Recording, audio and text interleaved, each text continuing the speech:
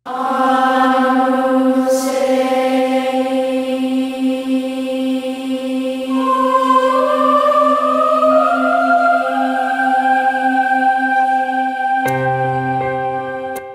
പുതിയ പ്രഭാതത്തിൻ്റെ എല്ലാ ആശംസകളും സ്നേഹത്തോടെ നേരെയാണ്. ഇന്ന് വിധവയുടെ കൊച്ചു കാശാണ് നമ്മൾ ഇന്ന് ധ്യാനിച്ചെടുക്കുന്നൊരു വിഷയം എന്നുള്ളത്. പല പ്രാവശ്യം നമ്മൾ ധ്യാനിക്കുകയും വായിക്കുകയൊക്കെ ചെയ്തിട്ടുണ്ട്.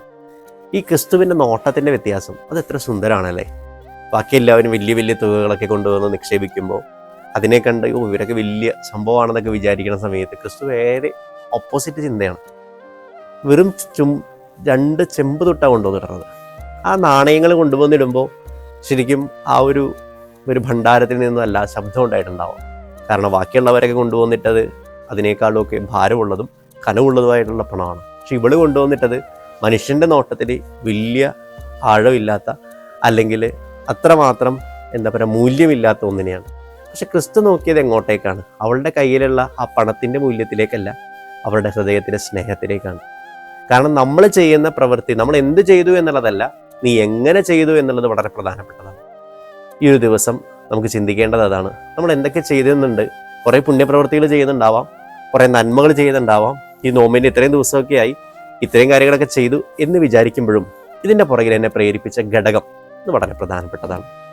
എങ്ങനെ ചെയ്തു എന്ന ധ്യാനം നമ്മുടെ ജീവിതത്തിലുണ്ടാവട്ടെ. ഞാൻ എങ്ങനെ ഉപവസിക്കുന്നു, ഞാൻ എന്ത് ഉപവസിച്ചു എന്നുള്ളതല്ല, ഞാൻ എന്ത് പുണ്യപ്രവൃത്തി ചെയ്തു എന്നുള്ളതല്ല, ഞാൻ എങ്ങനെയാണിത് ചെയ്യുന്നത്, എൻ്റെ ഉള്ളിൻ്റെ ഉള്ളിൽ നിന്ന് എന്നെ പ്രേരിപ്പിക്കുന്ന ഘടകം എന്താണ്?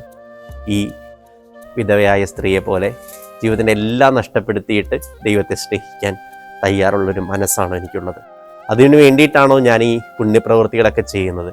ദൈവമേ, ചെയ്യുന്ന കാര്യങ്ങൾ എന്താണെന്ന് നോക്കാതെ ഈ ചെയ്യുന്ന കാര്യങ്ങൾക്ക് പിന്നിലെ സ്നേഹം കർത്താവെ നീ കൂട്ടിത്തരണമേ എന്ന് ഈ ഒരു ദിവസം നമുക്ക് പ്രാർത്ഥിക്കാം.